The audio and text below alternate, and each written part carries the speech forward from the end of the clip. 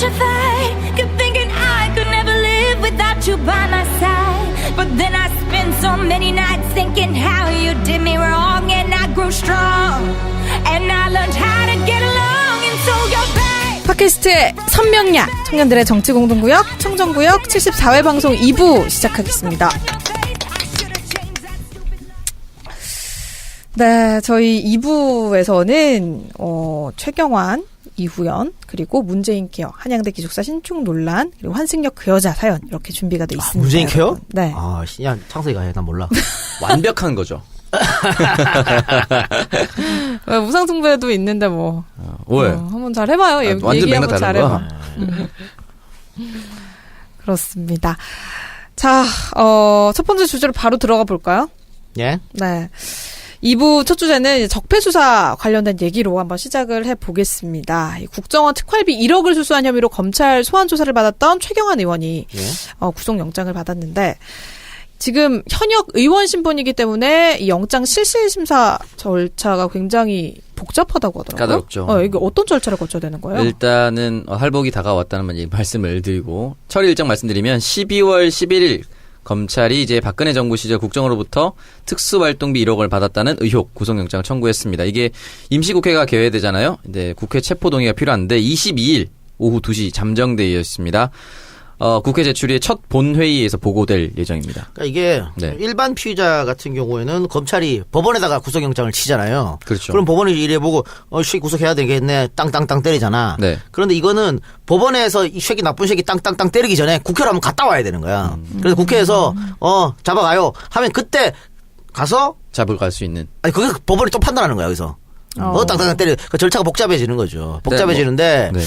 그러면은 예전에는 이런 게 생기면요 거의 국회의원들이 표결할 때 못 잡아가게 했어.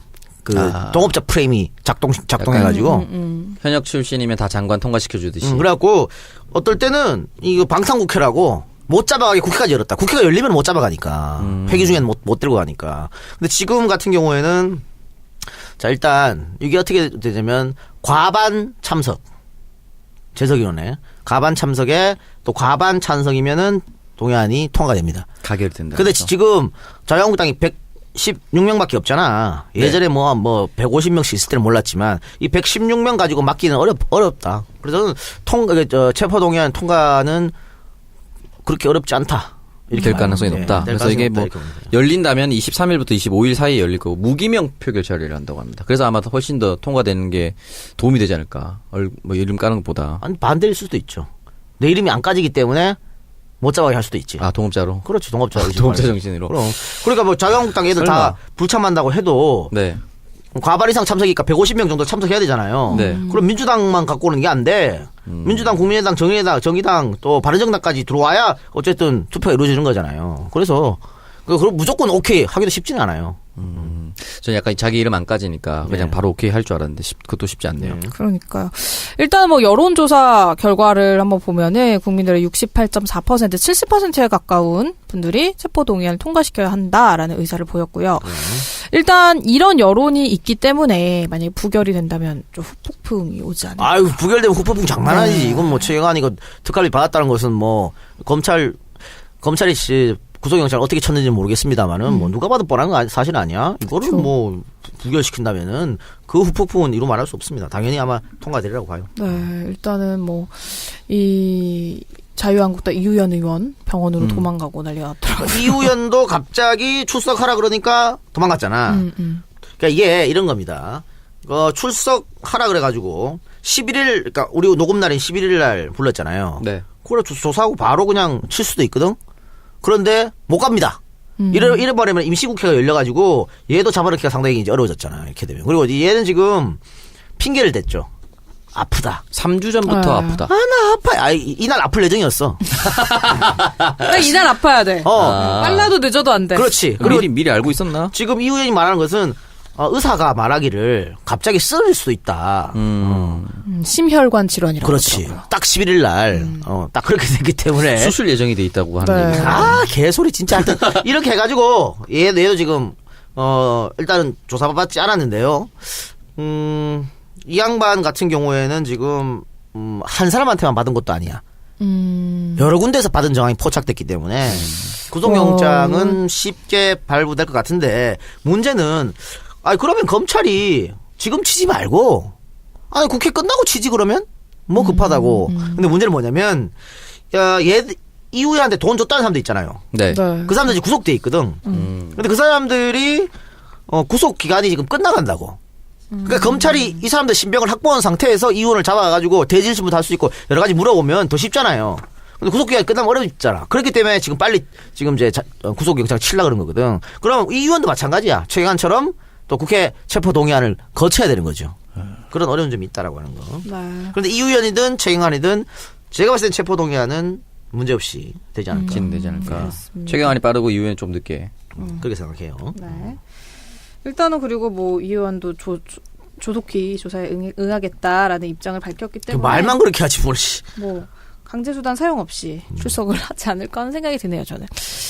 일단 그리고 전병헌 전 수석도 두 번째 구속영장이 청구가 됐고 내일 영장 실질 심사가 열리는 걸로 예정이 돼 있습니다. 일단 어떤 결과가 나올지 좀 지켜봐야 할 것 같은데. 전병헌 의원 한번 기각됐죠. 네. 한번 기각됐는데 이번에는 기각 발부가 될 것 같고요. 그러면 전병헌, 우병우도 지금 쳤어 구속영장. 전병헌, 우병우, 김태효 다 구속된다. 다 구속된다고 봐요? 다 구속된다. 네, 저는 그렇게 생각합니다. 오. 김태효 같은 경우에는 김관진이랑 이런 사람을 빼줬잖아요, 법원에서. 네. 네. 그래서 검찰이 이렇게 하면서 청와대를 바로 친 거야. 구청와대지. 그러면서 김태효를 압수수색하고 했단 말이야. 그렇기 때문에 김태효에 대해서 많은 거를 잡고 있는 상태에서 압수수색을 했기 때문에 충분히 검찰이 다양한 증거를 확보했을 것이다. 그렇기 때문에 김태효가 빠져나가기는 어렵지 않느냐. 저는 그렇게 생각합니다. 네. 그리고 김태효가 다 한 거거든, 국방부 라인은. 그러면은 어떻게 보면은 MB를 잡는 키맨이 그렇습니다. 될 수 있는데 김태효가 구속이 되면 그 후로 MB로 가는 거지 뭐. MB가. 네, MB로 가는 겁니다. 김태효 구속되면.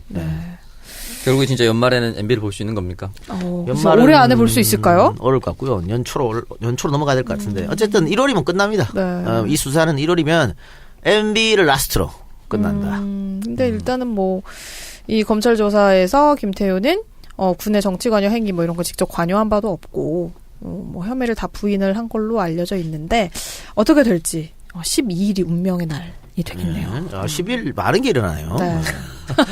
진짜 쿠데타 같은 12. 보수 쿠데타가 일어나는 거네요. 네, 그렇습니다. 자, 그러면 저희 광고 듣고 와서 또 계속해서 다음 주제로 이어가 볼게요. 본격 직장인 드라마 공생. 아이고 오 과장 바이오한테 화한 왜 안 보낸 거야? 10만 원이 넘을 텐데 지출 내역이 없잖아. 보냈습니다. 착한 콜 화하는 69,000원이라서요. 에? 착한 콜? 1800-9222 정직한 가격에 착한 콜 꽃배달 서비스. 거기다 구매 금액의 5%는 어려운 이웃에게 기부됩니다. 딴지마켓의 검증으로 안심할 수 있는 1800-9222 착한 콜. 대리운전은 1800-9998 퀵서비스는 1800-9668 본격 직장인 드라마 공생 대리운전 편. 부장님 가볍게 한잔 하시죠. 나 차 가져왔는데. 아예 착한 콜 대리운전이 있잖아요. 부를 때마다 500원이 기부되는 착한 콜. 딴지가 기부 내역을 검증한 착한 콜 1800-9998 대리운전도 믿고 맡기세요. 꽃배달은 1800-9222 퀵서비스는 1800-9668로 착한 콜 하실 수 있습니다. 네, 광고 듣고 왔습니다. 착한 콜 서비스에서 광고를 보내주셨는데요. 기부로 아름다운 동행을 꿈꾸는 착한 콜 서비스입니다. 여기서는 꽃배달, 대리운전, 퀵 서비스를 운영을 하고 있습니다. 자, 이용을 하시면 금액의 일부를 고객이 지정하는 단체나 공익단체에 기부를 하고 있다고 하는데요. 참, 2017년 우리나라의 새로운 시대를 열었던 한 해죠. 연말이 다가오고 있는데 감사와 슬픔을 나눌 때는 착한 콜 꽃배달 1800-9222 1800-9222 그리고 친구들과 송년회 후에 여러분 대리운전 부르실 때는요. 카카오 대리나 뭐 이런 것보다는 착한 콜 대리운전 1800-9998 지금 핸드폰에 저장하세요. 착한 콜 대리운전 1800-9998 1800-9998번으로 여러분 전화 주시기 바랍니다. 자, 착한 콜 서비스를 이용하시면 여러분들도 아름다운 동행 함께 하실 수 있으니까요. 많은 이용 부탁드릴게요. 자, 그리고 광고가 하나가 더 들어왔습니다. 로터리 파리에서 광고를 보내주셨는데, 목도리 주셨다. 오늘 지금 직접 아이들하고 같이 안가에 방문을 해주셔서 저희한테 목도리도 하나씩 주셨는데, 이 목도리를 제가 홈페이지에 들어가서 찾아봤는데, 너무 부드럽고 따뜻해서 저는 이게 진짜로 토끼털인 줄 알았는데, 가격이 2만원대예요. 네, 놀랍죠? 굉장히 놀랍죠? 그래가지고 제가 이거 봤는데, 이분이 대구에서 당당하게 민주당원으로 커밍아웃을 하고 운영 중인 쇼핑몰이라고 합니다. 대구와 또 인연이 있네요, 우리 오창석. 네, 쉽지 않죠. 제 여자친구도 대구에 있는데 네. 민주당원입니다. 네, 로타리 82라고 인터넷 쇼핑몰인데, 겨울이라서 여러분도 목도리 많이 사시는데, 오늘 저희가 받은 목도리인 것 같습니다. 사실 밍크 목도리 많이 하시는데요. 좋은 밍크를 얻으려면 살아있는 밍크를 죽이지 않고 살아있는 상태에서 그 껍질을 벗겨야 되거든요. 근데 그 동물들로부터 잔인하게 털을 넣지 않아도 우리 인간은 이미 좋은 품질의 펄을 만들 수 있는 기술력을 가지고 있다고 합니다. 네. 그래서 몇 천만 원부터 몇십만 원 단위까지 정말 다양한 종류의 에코퍼라고 하죠. 우리 즉 사람이 만든 펄, 에코퍼 시장이 형성돼 있는데요. 로타리 파리는 그 중에서 털 빠짐이 거의 없고 반짝반짝 윤기까지 도는 고퀄의 에코퍼를 오소리 에코퍼라는 이름으로 저렴하게 제작을 하셨다고 합니다. 그런데 전혀 저렴해 보이지가 않아요. 제가 아까 전에 해봤는데 너무 부드럽고 진짜. 털도 풍성하고 연말에 선물하실 때 요거 하면 좋을 것 같은데요. 로터리 파리에서 선물 포장도 마련을 해놓으셨다고 합니다. 실제로 이 상자에다가 아주 고급스럽게 선물 포장을 해주셨는데 어디에 선물하셔도 진짜 누구에게나 고맙다라는 얘기 들으실 수 있을 것 같습니다. 어린이들부터 어르신들까지 모두 하실 수 있는 프리 사이즈고요. 연말에 부모님 선물로도 굉장히 좋습니다. 근데 사실 2만 원대면은 우리가 이제 연말에 케이크 같은 거 많이 돌리잖아요. 그렇죠. 근데 케이크보다는 이렇게 목도리 2만 원짜리 하나씩 주는 것도 좋지 않을까 그렇죠. 싶습니다. 한 20짜리라고 이렇게 얘기하고. 원래 줄 때는 생색을 확 내야 되거든요. 나 20이라고 해도 믿을 것 같아. 진짜 그럼요. 밍크보다 훨씬 더 부드럽네요. 정말 이거는 몇 년간 잘 쓸 수 있다고 하니까요. 여러분 로터리 파리 네이버에 검색하셔가지고 오소리 에코퍼 목도리 한번 찾아보시기 바랍니다. 네이버 아이디로 간편하게 방문하실 수 있습니다. 네이버에 로터리 82 로터리 82 한번 검색해보시길 바랄게요. 예. 그래서 구찌에서도 이제 동물 가지고 호피는 모피 안 만든다 그러더라고. 그러면 에코. 그러니까 아까 누리가 얘기한 것처럼 동물 털 없이도 거의 그와 비슷한 그보다 효과가 더 좋은 게 많다고 안 맞는다더라고. 네. 그리고 아까 잠깐 하고 있어 너무 따뜻해가지고 벗었어. 더워가지고. 벗었어? 네. 근데 너무 부드럽고 벗는 거 좋아하시네요. 네.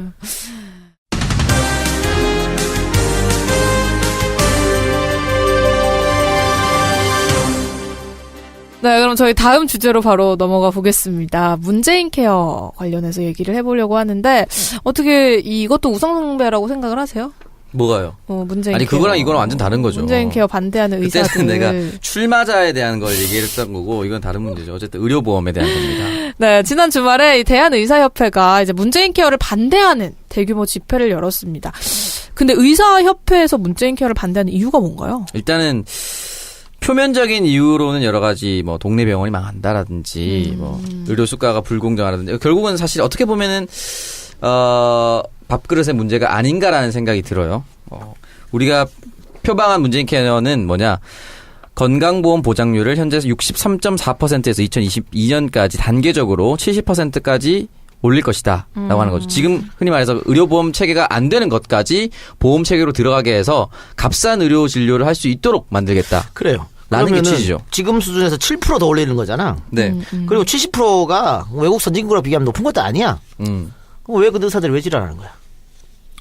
일단 기본적으로 우리나라 의료보험 수가 체계가 의사들이 많이 가져갈 수 없다라고 얘기를 하는 거겠죠. 예? 포괄수까지 적용해서 그런 네. 거죠. 예를 들어서 뭐 감기 치료가 100원 정도 받아야 되는데 후려쳐서 70원만 원 받지. 예? 환자들이나 하여튼 뭐 어떻게 하고 심평원 이렇게 해갖고 네. 그래가지고 이 사람들이 어디서 보전하냐면 비의료보험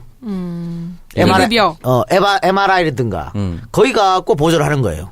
근데 문재인 케어가 이제 그런 비급여 의료 행위를 급여 항목으로 전환을 하겠다는 거죠. 그러니까 야 지금 우리 보고 다 죽으라는 얘기냐?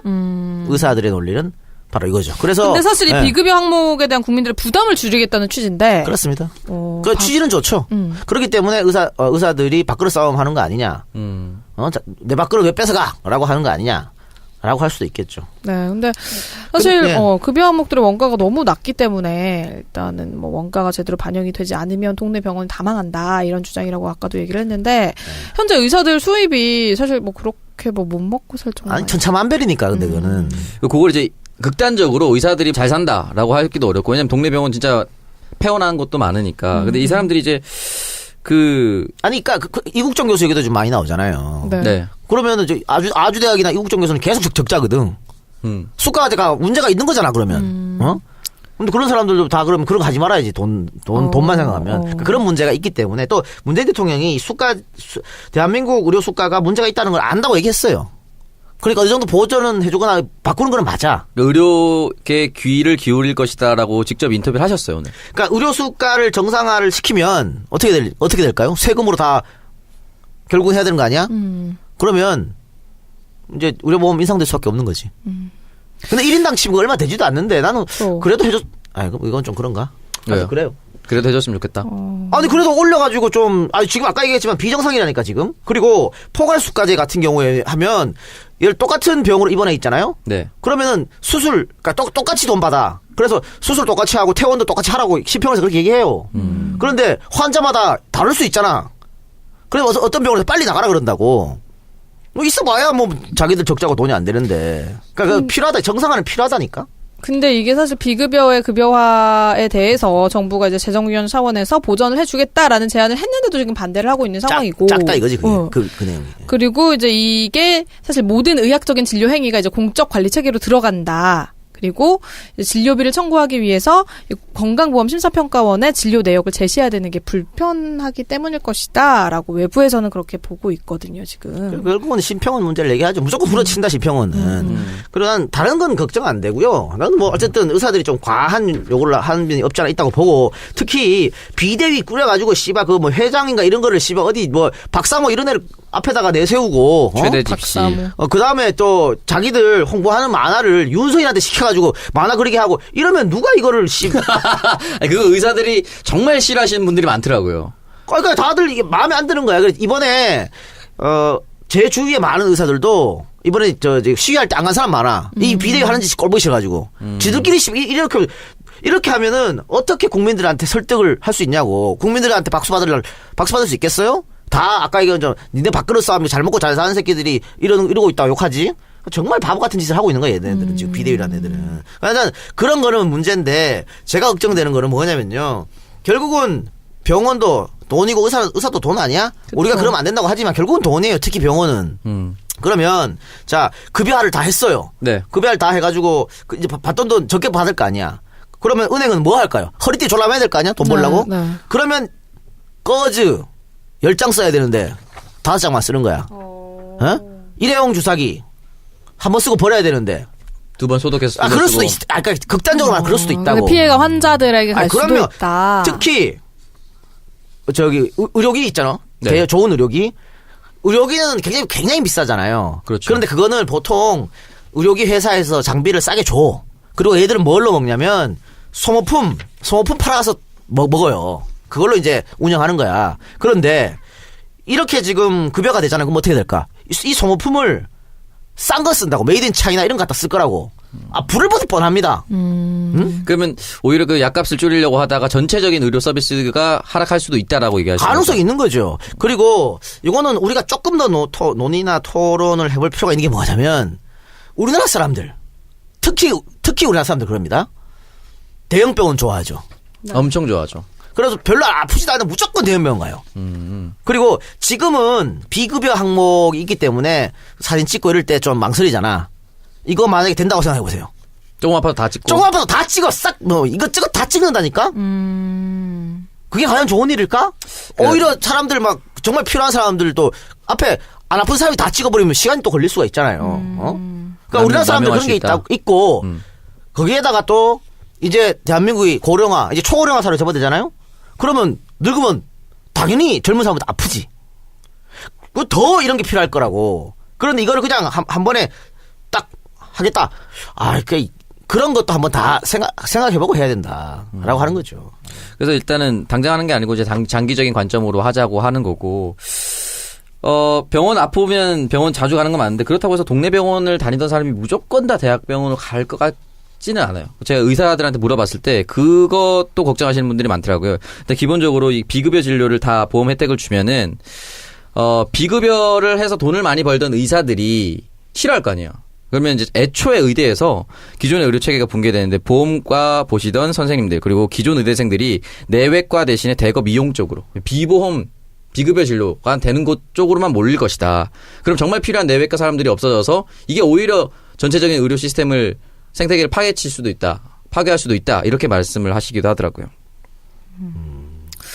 그렇습니다. 일단 그래서 우리 국민들의 입장에서 봤을 때는 집단 이기주의다. 보이죠. 밥그릇 지키다라고 보일 수밖에 없을 것 같은데 의사협회가 지금 비판을 받고 있는 상황이긴 하거든요. 사실 이렇게 반응을 하는 게 지혜롭지 못한 방법인 것 그러니까 아까 같긴 얘기했잖아. 해요. 의사들도 이게 뭐 하는 짓이냐고 얘기한다니까. 그러니까 조금 세련되게 할 수도 있는데 지금 국민의 여론을 전혀 등에 업지 못했다라고 하는 것이고요. 게다가 의사들이 이런 거야. 의약 분업하면서 또 의사들이 의약 분업할 때 엄청 반대했거든. 왜? 의약 분업 전에는요. 병원 가서도 약 탔잖아. 네. 그것도 돈이야. 다 병원으로 들어간 돈. 안 그래? 그렇죠. 이제 처방전만 써주고 끝나죠. 근데 이제는 약은 약사에게 이러는 바람에 그게 안 된다고. 그러니까 우리는 그때도 한번 양보했다. 또 한 번 양보를 하는 거야. 이런 논리거든요. 근데 의약 분업은 그때 엄청나게 김대중 정부에서 했는데 김대중이 요거 엄청 먹었다고. 의사, 약사 양쪽으로 다 공이 다 두드려 맞았어요. 근데 지금 봐요. 얼마나 좋아요, 의약 분업에서. 그 욕을 먹었죠. 의약 분업 해가지고 오남용도 많이 사라지고 내성 있는 환자도 약 내성도 많이 사라지고 많이 좋아졌잖아. 가야 할 길을. 그러니까 지금 문재인 케어 이것도 의사는 당연히 반대할 수 있어. 근데 무조건적으로 반대하니까 나쁜 새끼 늘리지 말고 쟤들이 왜 반대하는지도 좀 파악해보고 문재인 대통령은 뭐 지금 의사협회에서 얘기하는 거 이해하겠다고 했잖아. 네, 오늘 그렇게 인터뷰했습니다. 그렇죠. 대화의 기회는 언제나 열려 있다라고 얘기했거든요. 근데 대통령이 생각하고 아랫사람 생각 또 다를 수 있거든. 아랫사람들이 그런 인식을 갖고 있냐 하는 거야. 그럼 무조건 욕하지 말고 왜 저들이 저렇게 확보할 수 없는 걸 한번 논의를 해봐야 된다니까요. 아까 또 특히 우리나라 사람들 어떤 특징들 이런 것도 한번 생각해보고 또 있을 수 있는 어떤 부작용 이런 것도 한번 생각해보고서 조금 더 토론과 논쟁은 이런 게 필요하지 않겠나 그런 생각이 들어요. 그리고 또 그 의약 분업하고 나서 의사들이 꾸준히 얘기하는 게 몇십 분간 진료를 하는 우리들은 계속 수익이 줄어드는데 우리가 써준 처방전대로 약만 보관하고 있다가 띡 주는 약사들만 돈 버는 구조가 되는 것이 아닌가. 왜냐면 약이 지금 정상가의 148%를 받는데요. 그 사람들은 돈을 더 뻥튀겨서 받고 우리는 왜 계속 줄여나가야 되냐. 왜 우리만 건드리냐. 라고 얘기하는 주장도 있더라고요. 얘기를 해보니까. 그래서 뭐 개인 병원보다 특히 종합병원 의사들이 더 싫어할 수도 있는데 이건 조금 더 토론과 논의가 필요한 부분이 아니냐. 아니면 지금보다 좀 몇천 원 차이거든요. 몇천 원만 좀 내면 문제가 안 생길 수도 있어. 근데 국민 전체 부담에. 근데 그거를 뭐 몇천 원이라도 참 어렵지 사실은. 예? 근데 한 번은 저는 이런 높은 지지율일 때 이거 사실은 이 취지에는 다 공감하잖아요. 더 양질의 서비스를 더 저렴한 가격으로 하자는 취지면. 네, 그렇죠. 결국은 세금 인상이긴 한데 그래도 한번 얘기해 볼 만한 건 아닐까? 그리고 지금 부족분을 건강보험공단이 가지고 있었던 20조의 적립금으로 쓴다고 했거든요. 근데 그 적립금을 사실은 또 다른 분야에 써야 되는 부분도 있고 저출산 고령화 아까 말씀하셨듯이 노인 인구가 늘어나는데도 써야 되는데 여기에만 몰빵했을 때 혹시나 그것이 재정 적자가 나면 어떻게 할 것인가.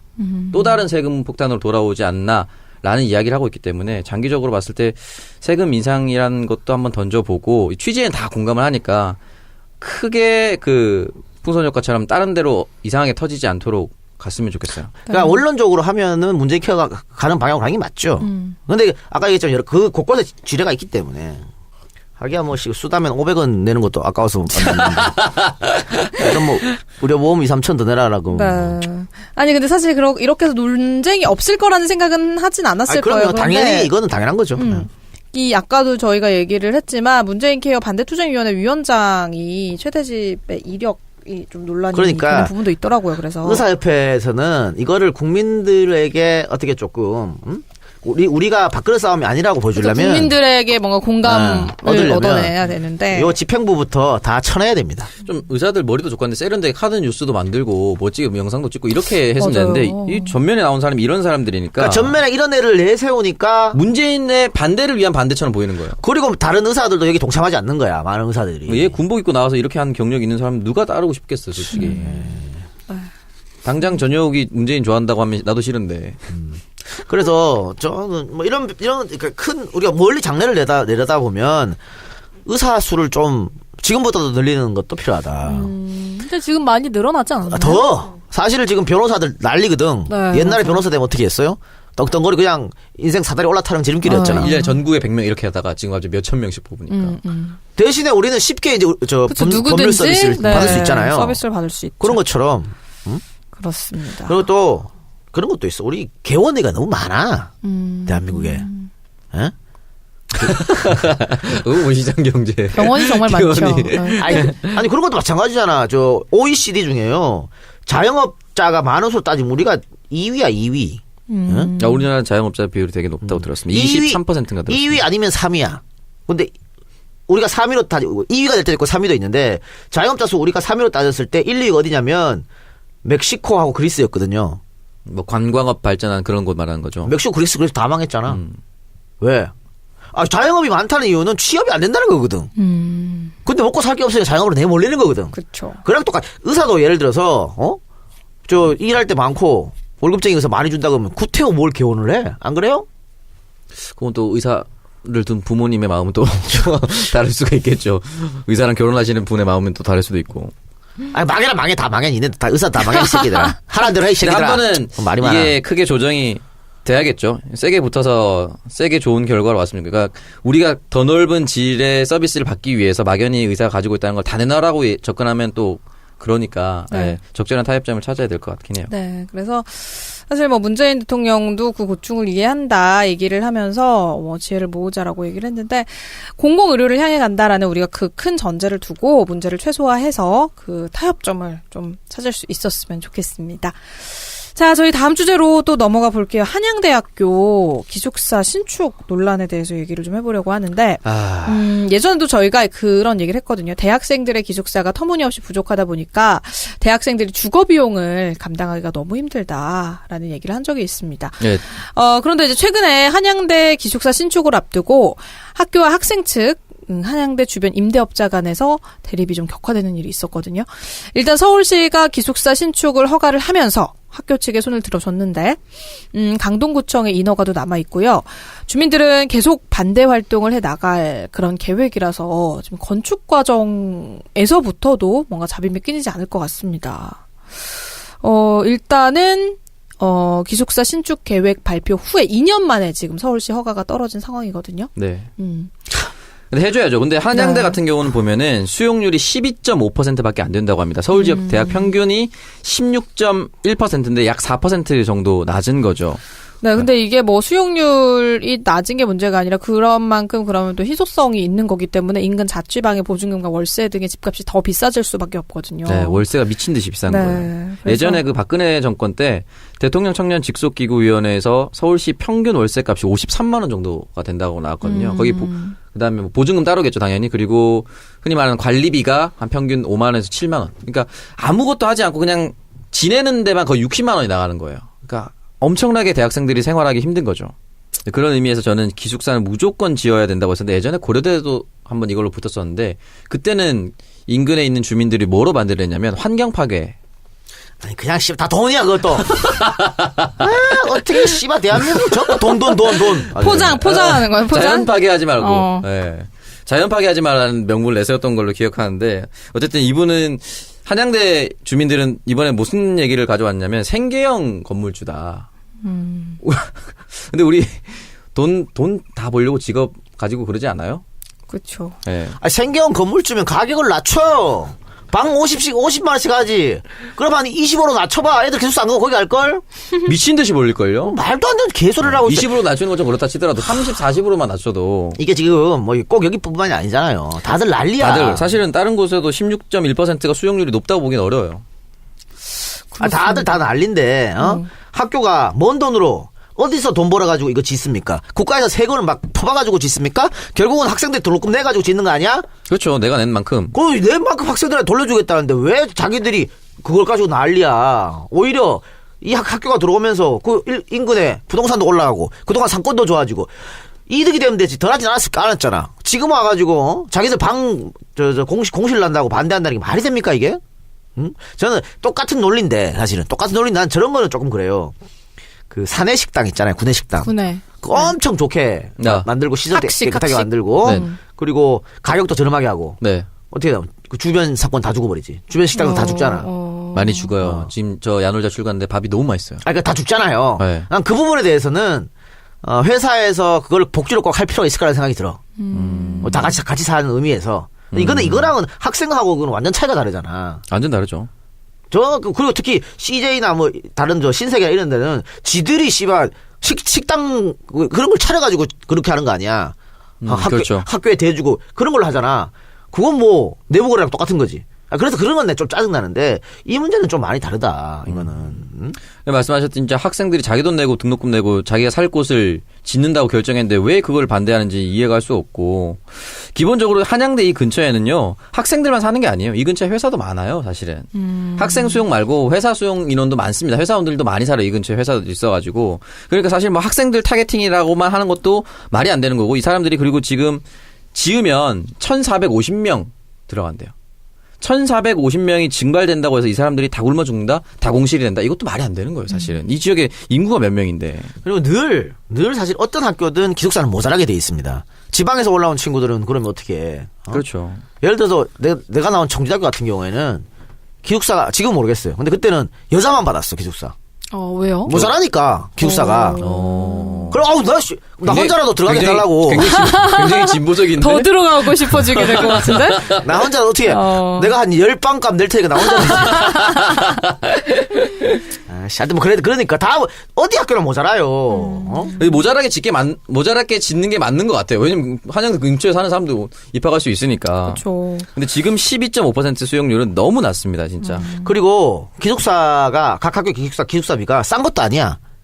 그리고 맞아요. 기숙사비가 싼 것도 아니야, 또. 특히 민자 기숙사는 더 비싸. 그런데도 학생들이 왜 학교를 선호하는지 업자들이 지금 밖에 있는 사람들 잘 생각해 봐야 돼요. 똑같은 가격이면 기숙사가 낫거든, 훨씬. 그쵸. 뭘로 대비해도. 그러니까 왜 학생들이, 그러면 돈 없는 학생들이 기숙사비가 비싼데도 저기를 택하지? 자신들은 뭐 리모델링이라든가 뭐 이런 거 전혀 생각도 안 하고 말이야, 그쵸. 경쟁을 해서 거기서 이길 생각해야 되는데. 말이 안 되는 근데 사실 학교마다 이 기숙사 신축에 대해서는 주변에 있는 사람들하고 논란이 계속되고 있는데 주민들 반대로 첫 삽도 뜨지 못한 대학교 기숙사가 아주 수두룩합니다.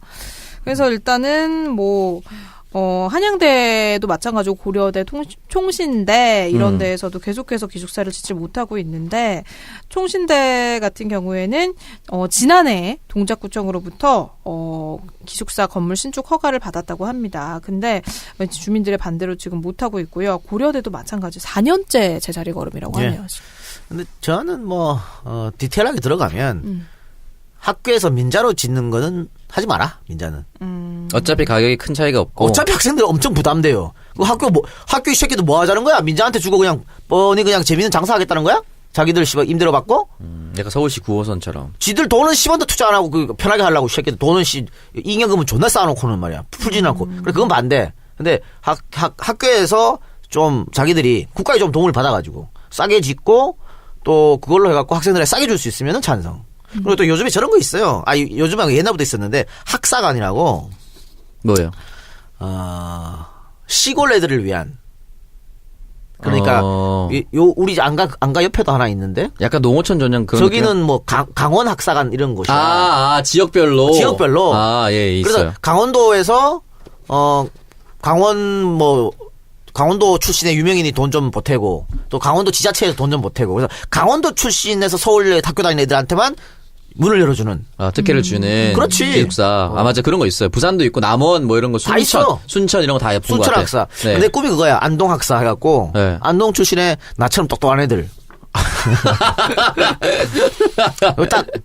내가 안동 출시만 묻게 해주는 거기서 지내게 해주는 거. 그렇지. 내가 돈 내가지고. 이건 지역 이기주의가 아니라 그냥 자기 그거예요. 자기 개인. 안동 이기주의.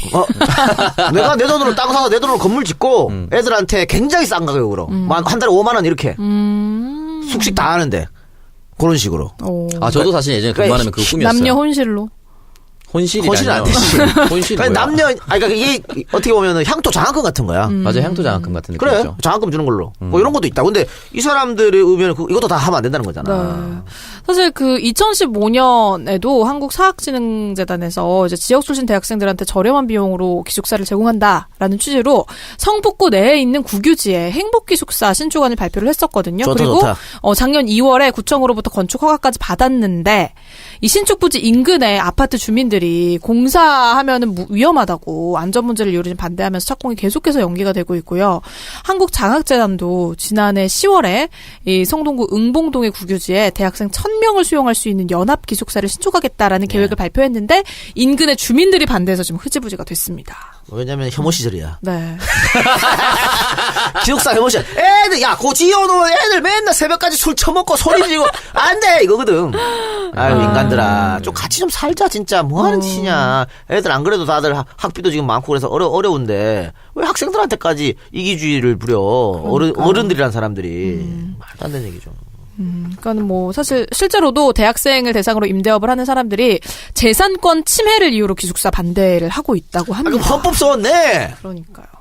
거기 살고 있던 학생들을 강제로 빼가는 게 아닌데도 재산권 침해가 되나요? 법적으로? 안 되지, 그 말도 안 되는 거지. 아까 얘기했잖아. 가격을 다운시키고 시설 더 좋게 해봐. 학생들이 들어가는지. 우리 기숙사 지으니까 너 거기 살고 있는데 나와 이런 것도 아닌데 그냥 학생들이 자기가 선택해서 더 저렴하고 더 좋은 곳으로 가겠다는 건데 그걸 지금 근데 이 사람들 다 부동산 매입할 때 거의 부동산 투기 아니었습니까? 그리고 솔직히 가격이 싸면요 학생들 기숙사 안 갑니다. 다 그렇다는 거 아니에요? 네. 가격이 싸면요 당연히 밖으로 나가죠. 당연히. 밖으로 나가지. 밖에 통금 그런 것도 없고 통금도 없고 마음대로인데 만약에 내 여자친구가 기숙사 있다 나 꼬셔서 분명히 밖으로 빼내 자취시켜. 자취 자랑이네 자랑. 왜 거기 들어가 있니? 자취를 모든 남성들의 공감됩니다. 그러니까 가격이 뭐 싸고 시설 더 좀 당연히 민간으로 가지. 그 지들은 아무런 노력도 없이 무조건 짓는 거 반대한다는 게 그건 말이 되는 소리냐고. 그러니까. 그거는 욕심입니다. 욕심. 참 우리나라에서 대학생으로 사는 게 진짜 힘든 일인 것 같아요. 다 힘들어. 네. 그래서 사실 집에서 학비를 감당해주지 못하는 학생들은 또 이런저런 비용 다 감당하려고 아르바이트 할 수밖에 없고 아르바이트 하다 보면은 또 학업에 투자할 시간이 줄어들고 취업에 투자할 시간이 줄어들고 하다 보니까 또 경쟁에서 밀리고 뭔가 이런 악순환이 계속될 수밖에 없는 상황일 것 같은데 우리 어른들이 일단 이거를 재산권보다는 주거 공공성에 좀 더 초점을 맞춰서 우리 대학생들이 좀 더 좋은 환경에서 공부하면서 살 수 있도록 좀 서로 이해를 해주고 타협점을 좀 찾았으면 좋겠습니다. 너 기숙사 생활 해봤나? 저는 안 해봐요. 왜냐면 저는 부산에 살고 있는데 동아대학교 그러네요. 다녔으니까 1시간 정도 15분 버스 타고 출퇴근 통학했습니다. 저는 기숙사 생활 해봤어요. 아 했어요? 고등학교 때. 아 고등학교 때 기숙사 학교였어요? 공부 전교 1등부터 전교 30등까지 끊어가지고. 맨날 술 처먹었어. 기숙사 고등학교 때? 네? 가능해요? 기숙사에서? 아니 선생 11시면 퇴근하는데 뭐. 또 숙직실하고 우리하고 엄청 멀었거든. 이거 봐. 기숙사 가도 관리가 안 돼. 청주대 여성 기숙사 분명히 누가 들어갔어. 그렇습니다. 그래서 이 정부에서도 지난달에 주거복지 로드맵 발표를 했거든요. 근데 2022년까지 학내외 기숙사 입주 인원을 5만 명 확충하겠다라고 밝혔습니다. 일단은 그래서 교육부 교육시설과 관계자가 내부적으로는 이제 기숙사 설립이 주변 임대 시장에 어느 정도 영향을 미치고 있는지에 대한 연구를 준비를 하고 있다고 해요. 그래서 현재는 사실 이렇게 기숙사로 인한 갈등이 있으면 주민들 설득해서 기숙사 뭐 증축하고 이런 게 최선이긴 한데 궁극적인 해결책은 현재 민간 임대사업자들 중에서 미등록 돼 있는 사람들, 등록하지 않은 민간 임대사업자를 양성화하는 절차가 선행이 되어야 한다고 합니다. 그래서 태반이 미등록이야. 현재 임차 가구가 826만 가구인데 등록된 민간 임대주택은 68만 호. 그거 거의 10%도 안 돼요. 태반이라니까. 10%도 안 돼. 그래서 이제 대학가 인근에 특히 대학가 인근에서 등록이 안 된 민간 임대사업자들이 얻는 임대소득을 확인하고 여기에 세금을 매기면 그래서 제도권으로 끌어내는 과정이 진행이 되면 실제로 이제 기숙사로 인해서 얼마나 손실을 입고 이익을 보고 있는지 가늠을 좀 할 수 있으니까 이런 작업이 좀 선행이 되는 게 좋다라는 얘기가 나오고 있습니다. 그거 있잖아요. 연구 영역해가지고 결과가 나왔잖아요. 기숙사하고 민간인이랑 아무런 상관이 없다고 결과 나왔잖아. 네. 그런 거 다 소용없어. 그쵸. 안 믿어. 벌써 종교적으로 믿어버려. 신념처럼 굳어버려가지고 계속 반대할 거예요, 그냥. 그러니까 뭐 어쨌든 임대업자와 학생들이 좀 상생할 수 있는 그런 방안이 마련이 됐으면 좋겠습니다. 자, 저희 이렇게 기숙사 갈등을 빚고 있는 서울대학가의 얘기 좀 나눠봤고요. 광고 듣고 와서 환승역의 그 여자로 이어가 볼게요. 가지산 돼지국밥은 사랑을 싣고. 오빠, 라면 먹고 갈래? 아니, 그냥 갈게. 땡. 사랑 습득에 실패하셨습니다.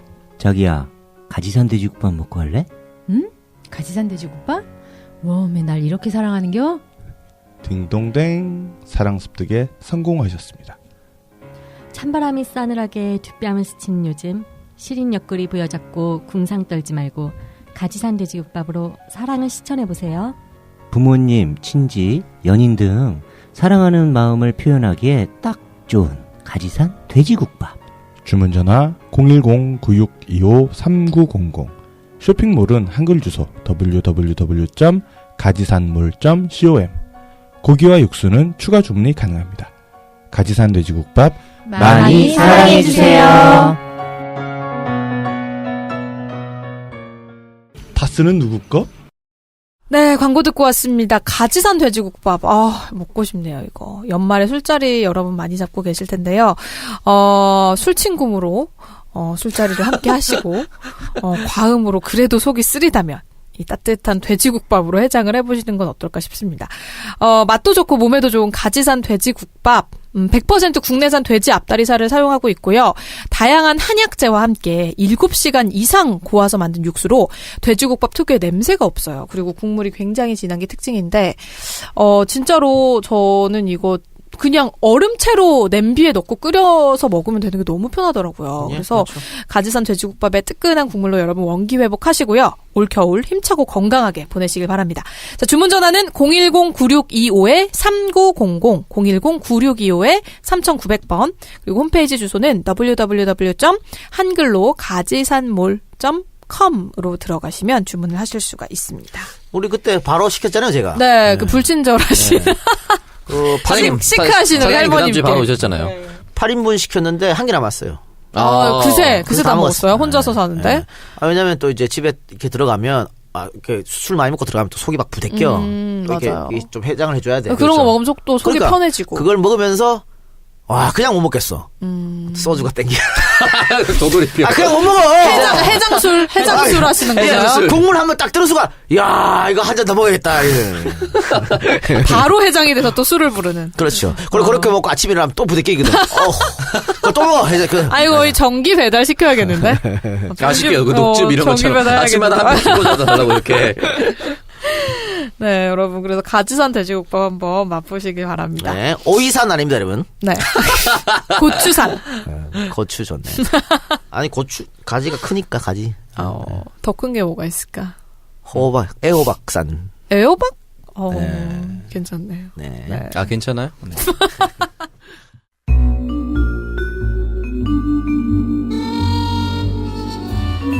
환승역의 그 여자. 네, 저희 환승역의 그 여자 코너 한번 진행해 보겠습니다. 오늘 사연이 도착을 했는데, 한번 볼게요. 네. 안녕하세요. 저는 32살의 직장인 남자입니다. 이름은 밝힐 수가 없습니다. 장모 씨. 네, 장땡땡님. 전국의 장씨들은 좀 긴장을 하셔야겠네요. 예전부터 알고 지내던 동생이 있는데 그 친구는 현재 남자친구가 구해준 집에서 일을 안 하고 살고 있습니다. 나이는 30살. 남자친구와는 헤어지자고 얘기하고 지금은 거의 안 만나고 연락도 안 하고 있습니다. 아, 연락도 근데 안 하고? 남자친구가 구해준 집에서 살고 그렇죠. 있다고요? 이거 좀 이상하네. 일도 안 하고. 근데 어느 순간부터 제가 좋다고 말하면서 고백하면 사귀겠다고 기다린다는 식으로 얘기를 합니다. 그 친구 오랫동안 알았지만 반짝반짝 빛나는 친구입니다. 정치적 성향도 잘 맞고 매우 현명하고 예쁜 친구인데 막상 사귄다고 생각을 하니 저도 모르는 거부감이 좀 드네요. 어떻게 해야 될까요? 박지희 누나가 봤을 때는 환승을 받아줘야 하는 걸까요? 아, 요거 거부감이라는 거 하는 것은 예전 남자친구 집에 산다는. 그리고 그렇겠죠? 얘도 남자친구가 누군지 안다는. 잠깐만. 아니야, 그런 거 같지는 않고. 그러면 동거했나? 아니야, 그냥 남자친구가 구해준 집이래요. 그러니까는 뭔가 그런 거에 어쨌든 대해서 찌찌하다는 거잖아. 그런 느낌 그럼 들 이 수 여자친구, 이 여자분을 사귀려면은 이 남성분이 집을 또 구해줘야 되나? 일도 안 한다는데? 그러니까 만약에 사귀면 빼야죠. 그러니까 제가 이런 고민을 심하게 하게 된 건 추석 연휴에 몸이 안 좋아서 캠프에 있었습니다. 거기서 알게 된 여자가 있는데 나이는 저보다 한두 살 많은 것 같습니다. 서로 나이를 굳이 확인은 안 했습니다. 근데 요새 애들 표현으로 썸이라는 걸 타고 있습니다. 직장이랑 집이랑 가까워서 점심도 먹고 주말에는 새벽 2시까지 술도 마시고 그랬습니다. 단점은 술 너무 잘 먹네요. 개짜증. 그냥 포기했습니다. 술 잘 먹으면 짜증나요? 술 잘 먹는 거 왜? 아니, 술 잘 먹으면 욕 나오지. 적당히 먹어야지. 좀 취해줘야 되는데. 그럼. 근데 요런 거는요. 막상 내 여자친구가 되면 술 잘 먹는 게 좋을 수도 있어요. 걱정이 안 돼요. 걱정이 안 되잖아. 술을 먹지. 근데 저는 개인적으로 제 여자가 술 먹는 거 좀 싫어하거든. 왜요? 술 먹으면 어쨌든 사고의 확률이 커지잖아. 안 먹는 게 제일 좋아. 저도 제 여자친구가 단둘이 남자랑 술 먹는 거는. 그건 당연히 말이 안 되고. 근데 이분은 실제로 짧게 알았지만 돈도 많은 것 같고 차도 벤츠 2,300이라고 하네요. 자기 PR을 너무 열심히 하십니다. 과거 연애 경험을 1도 안 물어봤는데 다 굳이 얘기하면서 자신은 어떤 사람이다, 저런 사람이다라고 얘기를 합니다. 어제는 점심을 먹기로 했는데 취소됐다면서 엄마가 자기 앞으로 해놓은 부동산을 계약해야 된다고 취소를 했습니다. 홍콩 사자 아니야? 야, 온 동네. 홍콩 사자! 여기서 또 왜 나와요, 홍콩 사자! 2,300 타고 부동산 어쩌고. 네. 다음 만날 때 또 다른 차 바꿔서 오는 거 아니야? 혹하라고 막 그런 거 아니야?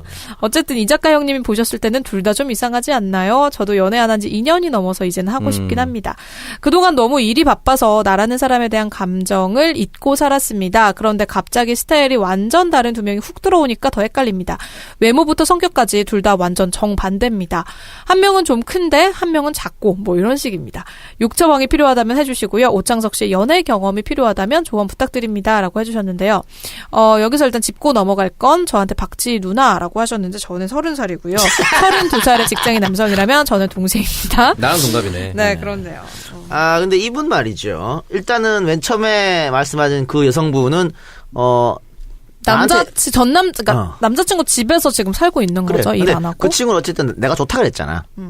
좋다 그랬으니까. 그거는 나 마음을 확인한 거죠. 오케이. 그리고 두 번째 2,300 여성은 이 여성도 마음에 드니까 자꾸 이런 거 막 재력을 어필하는 아니야. 그냥 말하는 사람들이 있어. 그냥 내가 좋아서 얘기하는 게 아니고 그냥 아무한테나 다 이렇게 얘기하는 사람들이 있다고. 술친구야 그냥. 그래. 술친구. 그냥 얘기하는 거야. 술을 엄청 잘 먹는. 그러니까 뭐 가만히 내가 나처럼 그냥 술 먹다가 야 이거 얼마인지 알아? 이런 거 있잖아. 아무 물어보지도 않았는데. 아무도 안 물어봤는데. 갑자기. 그냥 하는 이런 사람도 있어요. 그러니까 그거는 호감이 있어서 나한테 이렇게 한다고 생각하면 안 되지.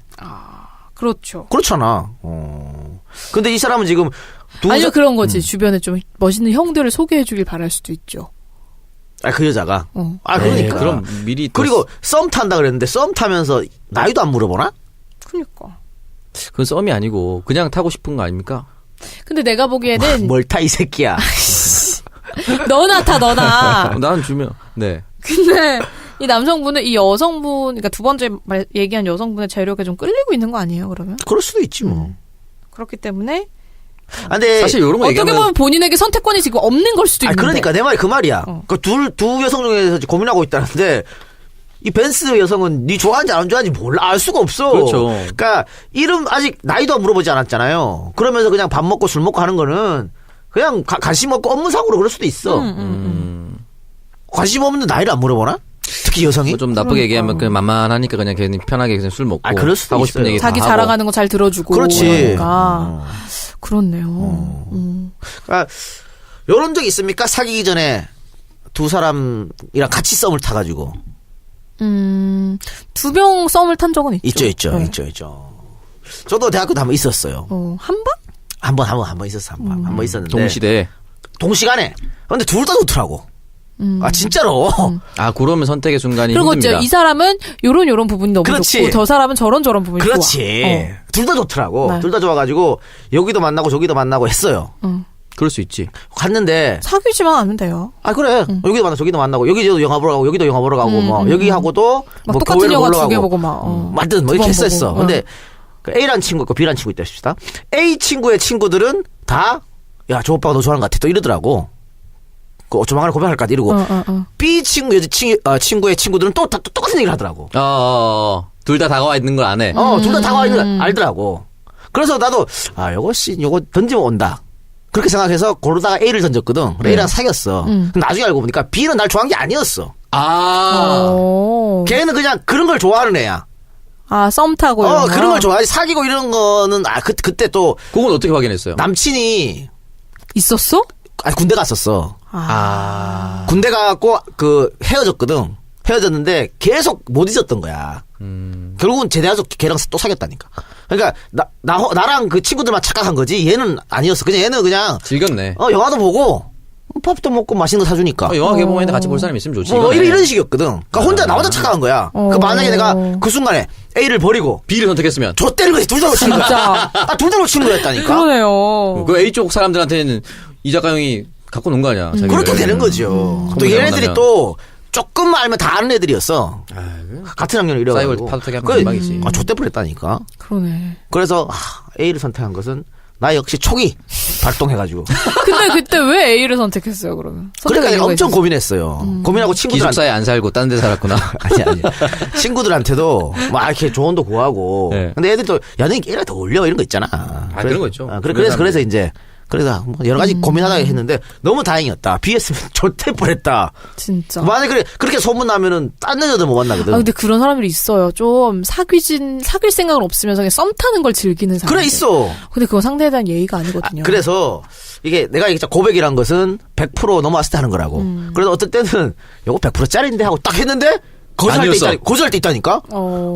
뭐야 씨. 고백을 하는 순간 썸이 끝나고 그 사람과 관계도 끝나는 뭐야? 거야. 막 새벽에 막 전화통 막 뜨겁죠. 4시간 5시간씩 통화하고 막 완벽한 건데 딱 뭐 시작. 오빠 사귀는 건 아니지. 살간다고 씨발이라. 존나 사랑한다고. 아니 뭐 그런 경우가 몇 번 있었는데 몇 번 더 하니까 오긴 오더라고. 넘어오긴 오더라고. 그래요? 근데 어쨌든 자기 자랑하는 거야 또? 그러니까 내가 A, B 얘기를 왜 하냐면 딱 그런 거 같더라고. 만약에 이 상태에서 B를 했는데 B가 뭐야? 나는 썸이라고 생각 안 했는데? 라고 하면 어떻게 되냐 이 말이지. 그러니까 확실하게 B는 그 본인을 좋아하는지 안 좋아하는지가 너무 불명확해. 그래. 그리고 반대로 지금 A는 A에 대한 신상이 없어요. 그냥 옛날 남자친구 집에 살고 있는 사람. 그걸 끝이야. 반짝반짝 빛나는 친구인데 뭐 때문에 빛나는지도 모르겠고. 뭐 이마 벗겨진 것도 아니고 아무 정보가 없어 그냥. 자기 좋아하는 게 확실하니까 너무 쉽게 생각하고 있는 걸 수도 있어요. 막상 또 지금 타이밍 놓쳐가지고 생각이 바뀌었을 수도 그렇지. 있지. 그러니까 이 친구가 반짝반짝 빛나고 정치적 생각도 똑같고 현명하고 예쁘다. 근데 막상 사귄다고 생각하니까 거부감이다. 그건 아까 얘기했던 뭐 옛날 남친 문제도 있을 여러 가지 거고. 문제가 있겠죠. 예. 또 근데 일단 지금 이 여자는 또 남친을 만나고 있는 거죠. 만나긴 하는 거잖아요. 이 남성한테 좋아는 하는데. 안 만나다 그랬는데. 헤어지자. 그 남자가 해준 집에 살고 있다는 얘기하고. 거잖아. 연락도 안 하고 있다고 그랬어. 그냥 그 집에만 살고 있는 거지. 이게 가능해? 그러니까 좀 이상하긴 하네. 근데 뭐 그럴 수도 있고 또 창석이 말대로 이 남성이 자기도 모르게 세이브야 얘는. 그러니까요. 그 귀중한지 모르는 거야. 너무 세이브. 빨리 확인되니까. 얘는 나한테 좋아한다고 말했으니까 이미 잡힌 물고기야. 요거 딱 갖다 놓고 딴 데서 리서치 한번 싹 레이더 싹 돌렸다가 걸리면 가고 아니면 뭐 다시 일로 오고 요런 생각이 네 대가리 속에 조금이라도 있지 이 새끼야. 분명히 있어요. 근데 그런 말 있더라고요. 남자는 곰 같은 여자는 집에 가만히 두고 여우 같은 여자 잡으러 돌아다닌다고. 이런 말 있더라고요. 요런 말도 있어요. 뭐야? 남자는 아무리 자기 와이프가 이뻐도 옆집 여자 치마 속이 궁금하다. 남자의 이상형은 새로운 여자다. 뭐 그런 거. 어디 격언입니까 그거는 진짜. 있어. 너무 적나라. 내가 뭐 지원했냐? 원래 있는 거야. 근데 저는 대학교 초반에 미팅하면은 그 꼭 한 2명씩 호감이 들어와요. 그렇게 해서 제가 2번 정도 놓쳤어요. 다 공중분해가 된 적이 있어요. 타이밍을 놓쳐가지고. 그리고 저는 미팅을 한번 하면 2명의 여성이 본인한테 호감을 표현한다. 그런 적이 놀랍게도 있었어요. 있었던 적이 있는데 그래서 2번을 다 흔치 않은 일인데. 2번 다 공중분해가 된 적이 있어서. 그거 몇 살 때예요? 대학교 1학년 때. 20살 때. 네. 그러니까 걔들이 남자는 30살까지 큰다 이런 말을 믿었던 것 같아. 그러네. 저거 봐, 지금 좀 작긴 하지만. 그렇지. 얼굴 괜찮고, 말도 잘하고 재밌고 하니까. 좀 길게 보고 사귀어보자. 10년 뒤에는 뭐 한 173까지는 크지 않을까? 뭐 이렇게. 저평가 우량주로 봤던 거야. 그렇지. 적어도 170까지 가겠지. 그렇지. 이런 거. 미치겠다, 진짜. 그리고 공중분해 2번 한 번 다음에, 저는 이제 이렇게 하면 무조건 다 놓친다는 걸 알고, 자고 일어났을 때 제일 먼저 사귀는 생각나는 사람이랑 만나자. 확실하게. 그래서 저는 막 양쪽으로 썸 타는 것도 거의 없어요. 저 무조건 한 명 몰빵이에요. 그래서 이 사람이랑 될지 안 될지를 확인하고 딱 끝난 다음에 사귀면 사귀는 거고 아니면 접고 딴 데로 가요. 2명의 썸을 저는 지금도 안 타고 왜냐면 이게 공중분해 될 가능성이 너무 높더라고요. 이분도 빨리 택하세요. 빨리 택해서 근데 사실 32살쯤 되면 나의 그 호를 정확하게 아는데. 그니까. 이걸 헷갈린다는 건 그리고 좀. 뭔가 사람을 한 3-4번 정도 만나보잖아요. 3-4번 정도 만나보면은 처음에는 이 사람한테 호감이 있어서 시작이 됐는데 그 감정이 호감 이상으로 커지지 않는 경우가 있고 정말 이 사람 만나면 만날수록 계속 더 보고 싶고 스파크가 막 튀는 게 느껴지는 사람이 있거든요. 썸을 좀 타다 보면. 뭘 확인했을 때. 그냥 서로 만나서 얘기하고 맛있는 거 먹고 뭐 얘기했을 때 그런 짓 안 하고. 뭐 그런 짓인데. 그러니까 보통은 한 3-4번 만나보면 딱 느낌이 오는데 그래서 저는 그렇게 만나보고 이 사람이 아닌 것 같다라고 하면 슬슬 연락을 끊어요. 근데 연락을 끊었을 때 약간 그런 친구들이 있어요. 그러니까 내가 본인한테 관심이 식고 본인이 별로 이렇게 본인을 만날 생각이 없어서 답장을 안 하고 전화를 안 받는다라고 생각을 안 하고 그냥 얘가 바쁜가 이러면서 계속 연락을 하지. 정말 순수한. 지가 바쁘구나. 그래서 좀 그렇게 저는 이렇게 시그널을 줬는데도 이게 안 되면은 얘기를 하죠. 그냥 미안하다. 더 이상 널 못 만날 것 같다. 근데 이 좋은 사람 만나라 이런 식으로. 장모 씨한테 좀 미안한 얘기인데요. 그 동생 있잖아. 예전부터 알고 지냈던 이 여동생. 30살. 30살. 어느 순간부터 제가 좋다고. 요거 그 동생이 장난식으로 말하는 걸 수도 있어. 오빠 정도면 사귀지. 그렇지. 오빠 정도면 사귀지 당장. 그렇지. 왜 고백 안 해 나한테? 뭐 이러고. 근데 지금 막상 고백하면 뭐야 이 새끼 이거. 정원이처럼 씨발 존나 장난은 안 해. 그렇지. 네가 뭔데? 그걸 몇 번 얘기한 거 가지고 뭐 그래. 이럴 수 있다니까? 여기도 확실하지 않아요 이제. 그래 여기도 확실하지 않아. 이분 오늘 사연 보내서 괜히 털리는 거 아니야? 너무 떨리는데? 그럴 수 있어요. 가능성이 있습니다. 충분히 가능성이 있어. 그러게. 근데 내가 봤을 때는 이분이 굳이 동생은 지금 일을 안 한다. 이런 말은 굳이 쓸 필요 없잖아. 그렇죠. 근데 썼잖아요. 네. 그리고 그 나이가 좀 한두 살 많을 것 같다는 그 여성은 굳이 벤츠 200, 300을 또 얘기하고 사연에 썼단 말이야. 굳이 안 써도 돼. 그냥 돈이 많은 것 같다 해도 되잖아. 내가 봤을 때 기울어진 것 같은데 그러면? 이미 기울어진 운동장에서 시작하고 있네요. 벤츠 쪽으로 기울어지지 않았을까? 이 여성분이 더 좋다. 그러니까 아까도 말했지만 이 신상에 대한 그 얘기가 그 벤츠 여성이 훨씬 더 많아요. 그러니까 자기도 모르게 그쪽으로 갔기 때문에 이게 그 사람에 대한 글이 많아지는 거지. 그렇죠. 말이 많아진 거기서. 근데 술이 세서 개짜증 난다는 거는 이 사람이 술이 안 셌으면 좋겠다라는 자기 기대감이 또 있는 거야. 그렇지. 기대가 많으니까 짜증 나고 화나는 거지. 그 A에서는 짜증 나고 화나는 그런 발언이 없었잖아요 지금. 그리고 또 제 입장에서 하나만 말씀드리면 이렇게 간 보는 사람 있잖아요. A가 만약에 그러니까 B가 어느 순간 공중분해됐어.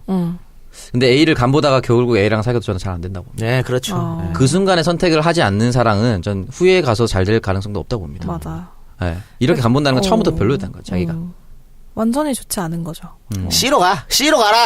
그래서 저도 차라리 새로운 대안이 낫지. 이 2명을 이렇게 저울질하는데 본인 마음이 확신이 안 섰다는 거는 둘 다 저는 어쩌면 본인이 깊이 사랑할 수 없는 사람이 아닌가? 그런 생각이 들어요.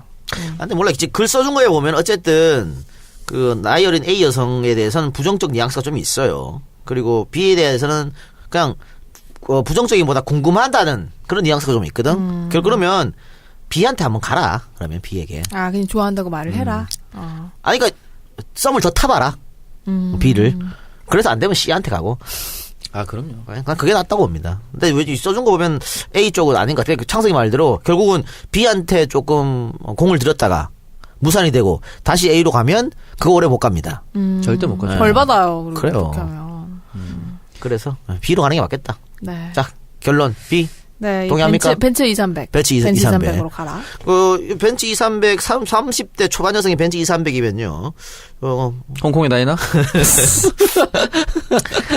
조금만 있으면 바로 X5로 갑니다. B 올인해야지 그러면. 그럼 B 가야지. 그러네. SUV에서도 한번. 그리고 요 2,300 자기가 타고.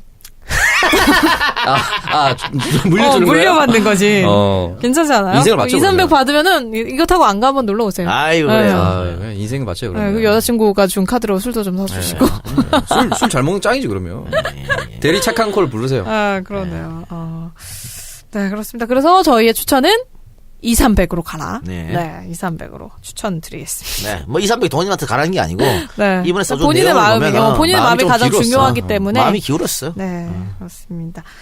자, 이렇게 환승역의 그 여자 코너 오늘 좀 특이한 사연으로 만나봤는데요. 근데 좀 네. 어떻게 보면 연애 오래 못하신 분들은 부러울 수도 있겠다. 그러니까요. 어쨌든 썸을 두 살 타는 두 거죠. 명이나. 이런 관계가 있다는 그러니까 것 마음이 자체가. 가는 사람이 생긴다는 것 자체가 굉장히 삶에 활력을 주거든요. 그 아까 얘기했잖아. 제가 저 대학교 때 이제 AB 둘 공약했다고. 밤마다 두근두근 돼가지고 내일이 오르기 너무 좋은 거야. 그럼요. 내일은 또 어떤 일이 펼쳐질까 막 이런 거. 그리고 예를 들어 몸은 내가 A랑 만나고 있지만 문자는 B라고 하고 있거든. 이거 너무 좋더라고. 그 잠깐 화장실 갔다가 B랑 통화하고. 아이고 빙고. 아버지 오랜만에 전화 왔다고 이렇게. 너무 좋았어 그때. 그렇네요. 그런 또. 요즘에 나이가 처먹어 자꾸 옛날 생각이 나가지고. 원래 그 옛날에 그렇게 놀던 기억으로 여생을 살아가는 거라 그러던데. 그런 거야? 원래 청년은 미래를 얘기하고 노인은 왕년을 얘기한다고 했거든요. 그 지금 거의 벌써 노인이 되셨네요. 문재인 K 적극 지지하라시더라고요. 네. 적극적인 수혜자가 될 건데. 치매 노인을 위한. 나 정말. 네. 그래서 여러분 다양한 청춘들의 연애 이야기와 사랑 이야기 많이 보내주시면 저희가 최선을 다해서 솔루션 드리도록 할 테니까요. 언제든지 저희에게 문의 주시길 바랍니다. 후기 주세요, 후기. 네, 후기. 맞아. 이건 진짜 후기 필요하다. 너무 진짜 궁금하네요. 너무 기대돼요. 어떻게 될지. 장모 씨. 필요하네요, 네. 그런데 한승역에 우리 2주 연속 남성분이 사연을 보냈네. 그러니까. 그것도 좀 특이하네요. 남성분이 여성분이 사연 많이 근데 보냈어요. 남자들이 오히려 이런 얘기 막 더 물어볼 데가 없어가지고. 물어볼 데 없어갖고. 맞아요. 여자들은 자기 친구한테 막 물어보고 그러고 막. 친구는 어디 뭐 사이트에 올리지 않아? 아니, 친한 친구들. 여자들끼리 이런 얘기 많이 하지 않는데 남자들은 쪽팔려. 근데 친구한테 오히려 보낸다는 게. 우리한테 보내는 게 더 낫는 게 그렇지. 여자친구들끼리 해가지고 자기들끼리 솔루션 내가지고 그대로 하면 망합니다. 정말 망해요. 네. 100%. 그건 거의 경험담입니다. 100% 망합니다. 네. 그리고 우리는 익명을 보호해주잖아. 그렇죠. 그럼 누군지 전혀 모르게. 성만 알려줘요, 성만. 네, 이름 빼고는 근데 다 공개한다는 게 문제죠. 누군지 전혀 모르기 때문에. 네, 어디 진영에 사는 뭐 이런 식으로. 그 친구 빼고 그 친구만 실패했어. 우리한테 연락하세요. 네, 그래서 연락하시면은 저희가 또 성심성의과 상담 도와드릴게요. 그래요. 또 이런 얘기를 하면서 또 과거를 한번 들어가 보고. 네, 썸 탈 때가 그리워지네요. 네, 그러네요. 어쩌다가 미팅 얘기했는데 흐뭇했습니다. 우리 아련하고. 우리 옛날에 썸이란 말 없었는데 뭐라 그랬을까? 썸 여러분 댓글 달아주세요. 썸이란 말 없었을 때 그러니까 저도 썸이라는 말. 그 썸이란 단 얼마 생기 전 얼마 몇 얼마 년 안 된 것 전에 그 같은데? 소유 씨 노래를 하면서 아주 광폭적으로 그 전에 조금 있다가 소유 씨가 썸이란 노래 내 거 아닌 그거 내 거 아닌 내 거 같은 놈으로. 그 노래가 갑자기 팍 임팩트로 이제 썸이란 단어가 대중화됐어요. 맞아. 그 전에 뭐 밀당이라 그랬나? 간본다 그랬나? 좀 뭐 있었던 것 같은데 뭔가 단어가. 있다 이런 뜻에서 썸이 나온 거 있죠. 좋아하고 그게? 있다, 뭐 짝사랑한다 이런 느낌으로 했을 거야 아마. 옛날에는. 둘이 좋아해 이런 거 사겨 이러면 아니 그냥 좋아만 해봐 이런 건가? 만나가는 단계야? 알아가는 단계. 조심스러운 사이다. 조심스러운 사이. 연예인들 많이 하잖아. 친한 오빠 동생이야. 아직 조심스럽게 알아가는 단계. 야, 그때 볼 거 다 봤어, 사실은. 사귀기 전에 전혀 조심스럽지 않고. 조심해야지. 안전하게 사랑을 확인해야 되니까. 조심해야 되는 단계를 맞출 수도 있겠죠, 뭐. 그렇네요. 일단, 우리 환승역 그 여자 사연은, 우리가 또, 솔루션을 주면서, 옛날 생각도 또 나게 하고 추억을 또 빠져들게 하니까. 그럼요. 근데 이걸 하다 보면 좀 외로워진다는 단점이 있긴 한데. 외로워져요? 난 좋은데. 그리고 지난번에 사실은 박누리의 그 미팅 얘기 하면서 손님 중에 오창석 씨 이거 너 또 얘기하면서 옛날 생각 나더라고. 그러니까 우리 저 같은 동년배는 들으면서 또 그때 그랬을 거 아니야. 빵집에서. 그리고 말했잖아. 영화 바람에 정우 씨가 그렇게 했었다고. 고세대니까 딱. 그거 얘기가 아련했을 거예요. 그런데 지금 그냥 다 카톡으로 막 어디 오니 막 이런. 그렇지, 카톡으로. 옛날에 그래도 집에다 전화하잖아. 아빠 받으면 끊고 막 이랬거든. 맞아요. 나도 그런 적 있어. 우리 중학교 때는 삐삐 세대였어요. 삐삐 세대. 맞아. 그래가지고 옛날에 학교에서 막 초등학교 때 전화 예절 이런 거 배우고 그랬거든요. 또 친구 집에 전화했을 때 뭐 어머니가 받으면 안녕하세요. 저 누구 친구 누구라고 배웠어. 이제는 이제 애들 그런 거 안 보내겠죠? 안 배우겠죠? 그러다 저것도 있었어요. 옛날에 뿌락지라고 전화 선은 하나인데 방마다 연결해놨어. 그 안방에 거실에 전화 있고 내 방에도 전화가 있어요. 이거 딱 들면 그래. 근데 예를 들어 거실에서 전화 막 받는데 내가 방에서 들으면 다 들려. 다 들려. 그래가지고 그걸 어떻게 했냐면 이제 딱 저렇게 얘기하지. 한 12시쯤에 어른들 자잖아. 12시면 어른들 일찍 자거든. 12시쯤에 전화비를 한 2번 울려. 때레릉 하고 끊어. 그리고 10분 뒤에 가면은 그거 내 전화야. 미리 이제 짜놓지. 뭐 띠링 해놓고 10분 뒤에 전화벨이 우리 띠하자마자 받는 거지. 어른들 모르게.